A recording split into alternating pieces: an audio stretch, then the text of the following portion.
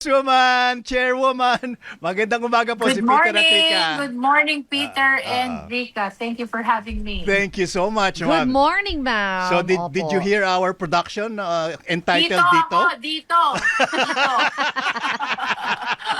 Ay, pero that aside, Madam Chair, I think maraming magsasabi na you have been handling this impeachment proceedings really well, and that's being conservative. Thank you. Because I owe it to the sovereign Filipino people to Yeah. preserve and protect the accountability mechanism. Ay nako, very well said. I made a mental note po. Sabi ko, itatanong ko kay Congresswoman Jinky kung ano yung iniinom niyang energy drink. Para makasustain. Kasi, Andito ako sa Batangas, ha? Ay! Dito. dito! Galing ako sa Sublian, dito Oo. sa Mabini, Batangas. Ayan. Dahil malapit na ang fiesta, dito. Talaga, no? Yan ang aming word of the day. Dito. Pero Ma'am Jinky, ito po yung mga katanungan. So, I mean, syempre medyo nabitin tayo dun sa sa BIR, sa income tax returns.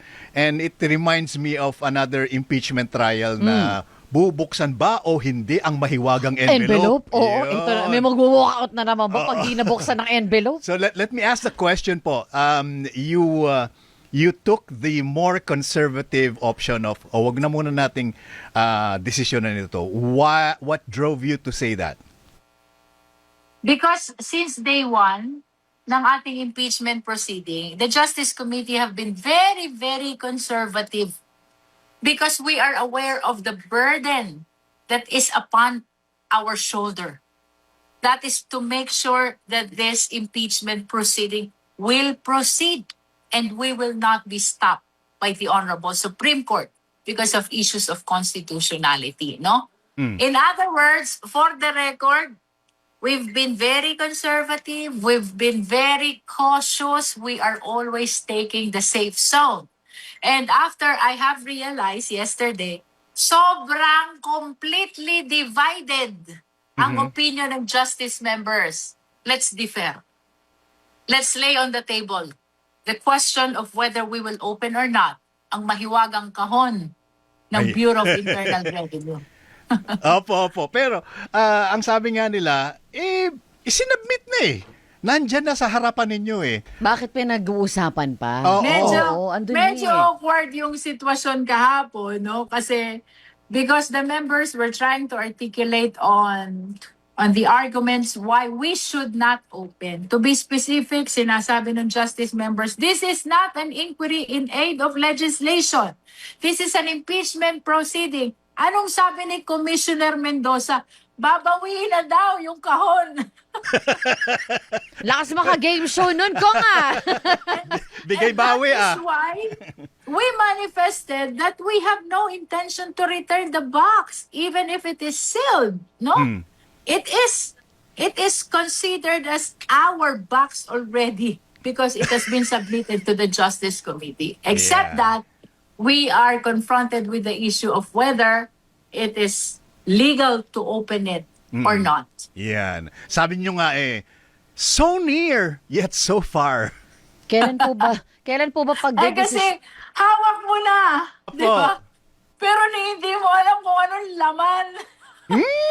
Dahil hindi mo mabuksan. But of course, Oo nga. guided tayo ng ating subpoena. What we required from the BIR are copies of the income tax return of the spouses. No, so we anticipate that we will be seeing from there information about income generated from private, not from the government. No, and who knows, baka it could help them. It could help the defense justify the 88 million net worth, or pwede rin na lalong lumakas yung probable cause determination ng Justice Committee. So, we cannot tell until we see what is inside the box. Ako na lang magbukas kung ayaw ninyo para because ang mga taong bayan hinihintay din po talaga dahil sunod-sunod na financial records ang ating nakita kahapon, and we see how glaring money is being kung gaano kalaking pera no yung nakikita po natin na at transactions. Actually, kahit kami sa Justice Committee, we were shocked by the amount of the total covered and suspicious transaction, that is 6.77 billion pesos. No? It's shocking because, of course, billions too. Yeah. Plus, if you will compare what is reflected in the SALN, sabi nga ni Joel, wow, walang cash. At ang daming taon po 2000, yun. ano ba yun? 19 to 25 or Opo. 2018 to 25? Oo, biglang Zero nawala. cash declaration. And Yeah. yet, hundreds of millions of pesos ang nasa report ng AMLA during those years. No? Kaya sabi ni Joel, wow, walang cash. Oo. Kung yung sa BIR na lang po muna ng Vice Presidente ang ating silipin, and then saka na po pag-usapan yung iba pa, bilang sa kanya naman po talaga yung focus ng ating impeachment hearing, hindi po ba maaring dun muna tayo mag-focus ko? Ang atin pong kailangan tandaan ay dito po sa Pilipinas, meron po tayong tinatawag na conjugal property regime or absolute community property regime, no? In principle po, it only means na ang pag-aari ng wife ay pag-aari din ng husband. At ang pag-aari ng husband ay pag-aari rin ng wife. So, if we are determining or conducting this hearing on unexplained wealth, we have to see whether the SALN is commensurate to the income which is being generated and whether the same are consistent in the records of the other agencies like AMLC, and that should include not just VP, it should include also the husband because of the conjugal property regime or the absolute community property regime, which says pagkasama silang mag-asawa, ang pag-aari ng isa ay pag-aari din ng isa. Opo. It will spill over to the next hearing date po natin. Magkakaroon po ba tayo ng extra pa po dahil dun sa susunod pa nating punto na dapat pag-usapan? I am inclined to resolve only the question of whether or not to open the box, and then we will be proceeding to the clarificatory hearing of the allegations of threat. We have only one resource person. Yun ay NBI lang.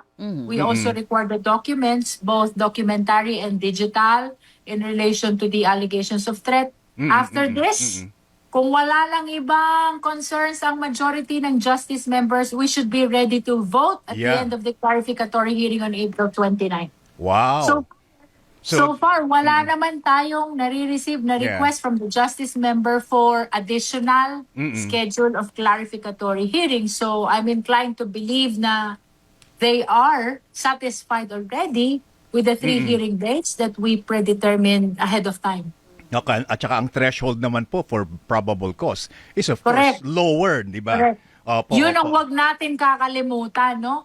Kahit merong mga napangalanan dito sa mga salaysay, like salaysay ni Madriaga, doon sa confidential fund, salaysay ni Senator Trillanes, dito sa unexplained wealth and non-disclosure in the SALN, let us always be reminded, ang mandato natin ay probable cause lamang. Ayun, at yan ang pag-uusapan natin sa 29th. Dito! That's it. Dito, sa 30, After the 29 hearing, sa 30, dito, oo, sa pag-uusapan 30. natin ang determination of probable cause. Madam Chair, maraming salamat po. Thank you. And Thank you, You Peter made our and day. Lisa. Yeah. Opo. You made my day too. Dito ako sa Mabini. Happy fiesta po sa lahat ng taga Mabini, Ayan. my beloved hometown. And of course, ako po'y bumabati sa lahat ng ating mga kababayan from Batangas 2nd District. Pasensya na po kayo kung kasali tayo sa Karibok. We're standing for the Constitution. Ah. We're standing for the accountability mechanism. We're Yan. standing for the sovereign Filipino people. Kainaman Thank you. naman talaga eh.